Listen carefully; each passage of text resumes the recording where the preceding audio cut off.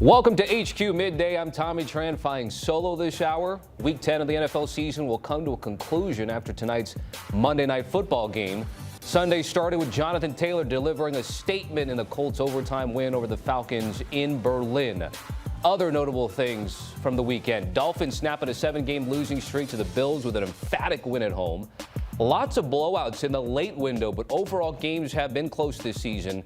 There have been 38 decided by a game-winning score in the final 2 minutes of the fourth quarter or overtime this year, which is the most in NFL history through Week 10. So tonight's Monday night game is a rematch of last year's NFC wildcard round. Packers and Eagles will meet Monday night as the only two teams that have been favored in every game entering Week 10. Philly coming off a bye, Green Bay off a disappointing home loss to Carolina last week. Let's break down Monday Night Football with my guy, Douzable. So Packers-Eagles, a wild-card rematch. They also opened up last year's season in Brazil. So it's almost like a divisional matchup, even though it isn't, of course, right here. So there's a lot of familiarity here.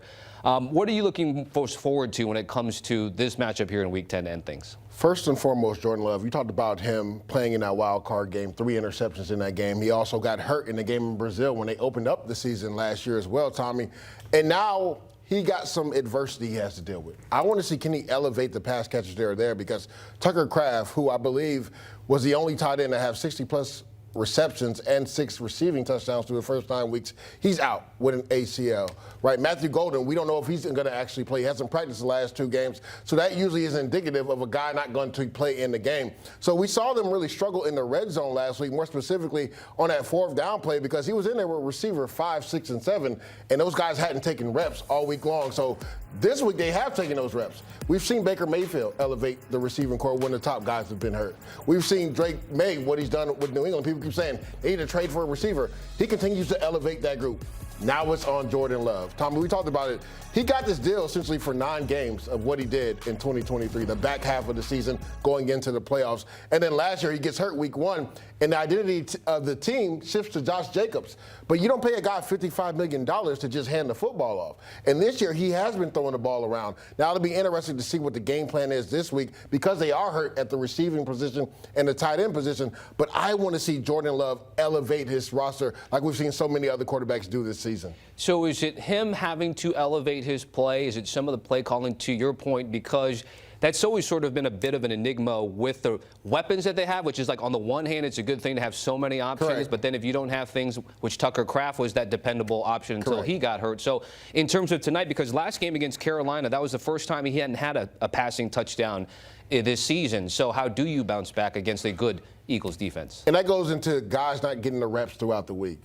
I vividly remember him trying to shout at the receivers on where to line up in the red zone. Again, when Matthew Golden goes down, Christian Watson was being evaluated for a concussion. Tucker Kraft gets hurt. Again, now you're in there with backups. You're in there with the backup tight end. You're in there with the 5th, 6th, 7th receiver. Savion Williams didn't look like he knew where to line up. So they had some mishaps in the red zone. Tommy, they went 1 of 5 in the red zone last week. You know the Packers didn't punt the ball last week and still lost the football game?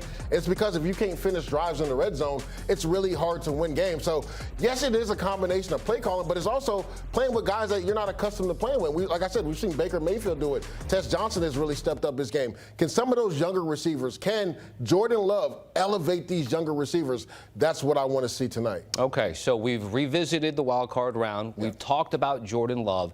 Now about Jalen Hurts. He's got 7 touchdown passes, 9 incompletions over his last 2 games. What has been working for him in this unit lately? The thing is, everybody knows that Philly wants to be a run-first team. And last week, or not last week because they were on the bye, the week before versus Giants, they finally got that run game going, and it opens up the pass game. He didn't even have his number 1 target. A.J. Brown wasn't in the game, but he's been so efficient taking advantage of one-on-one situations where his receivers can win. He is a really good thrower of the football where he knows where to go with the football. So Jalen Hurts has been able to take advantage of those one-on-one situations that they've been able to get the last few weeks. And now going into this game, this will probably be the healthiest the Eagles will be. They get A.J. Brown back, right? They get some help when it comes to pass rushers on the other side.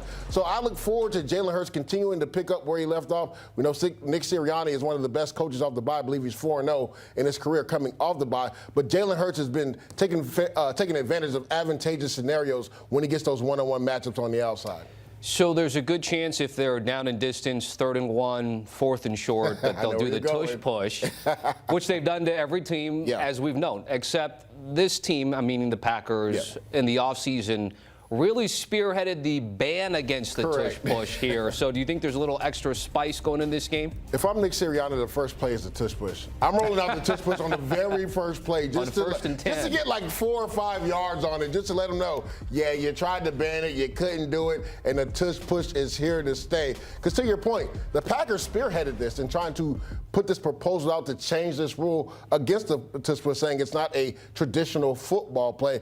And I'm always under the precipice. You don't punish a team because they do something better than you. Yeah, people may not like the nuances of it, but it's within the legal ramifications of a football play. So until you can stop it, like, don't try to get the rule changed. Like, try to be better on defense and stop it. We've seen over the years more teams have been able to stop it a little bit better, but it's still hitting like at 90%. So it's almost impossible to stop. But if I'm Nick Sirianni, I want to be petty. The first play of the game, I'm running the tush push. I would love that as a storyline, of course, that they'll bring up here and all the video that we've shown of what they've been able to do with the success of the tush push. I mentioned the defense, but it's not without holes.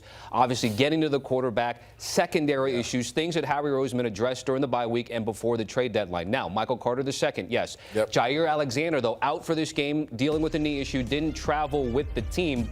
If we focus on Jalen Phillips, though, reunited with Vic Fangio, what do you anticipate his usage will be tonight? And I'm so glad you brought that up, Tommy, because I don't think a lot of people talked about that, his familiarity with Vic Fangio going back to his days in Miami. You had to think that Vic had to sign off on this before Howie made the trade. This is a young ascending player who has had some issues staying healthy, but when he is healthy, he's one of the young promising pass rushers. Not only that, Nolan Smith looks like he could make his return. He's missed the last 5 games with a tricep injury, and that old savvy vet, Brandon Graham, could make his debut. They have really struggled to have consistent pass rush, more specifically off the edge, getting to the quarterback. Now they will come at you in waves. And you talked about the Michael Carter pickup. I think that was massive. Now, the interesting thing is he's a slot corner by trade. Does this push Cooper DeJean outside and they have Michael Carter inside? Because that third corner, you talked about the holes, that's where they've really struggled. Teams have been hunting up that third corner, and they've had a lot of success. Does Michael Carter slide into the slot and Cooper DeJean mainly just play outside? That's what I'm looking forward to seeing what Vic Fangio does with this new personnel that he has now. Yeah, another wrinkle that we'll be able to see on national TV. It's a tight spread, 1.5 to the hometown team here with a total in the mid-40s. Do you like the champs in this spot? Tommy, are you surprised that the Packers are favored in this game? Slightly, although I did like the Steelers last night, too, so don't ask me about picks in this game. Well, I say this because when you just look at it, and again, the game is not played on paper. Right. The Eagles are probably going to be the most healthiest they've been coming off the bye coming into this game. They got reinforcements on the edge. They got reinforcements in the secondary.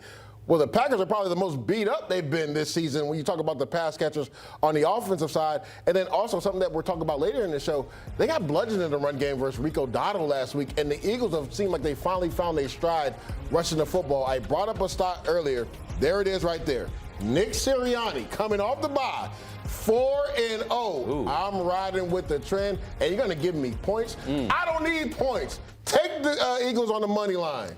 That's a trend that you and still owned by Andy Reid, by the way. But Sirianni's certainly building a mini Andy Reid coming off the bye case. Do certainly appreciate it. Again, taking a look at Monday Night Football, Sunday game day recap. I'll be joining the show pinch hitting for Haley Sutton this weekend. Pete Prisco, Damian Harris, and Rand Carthon Sundays at 8:20 Eastern.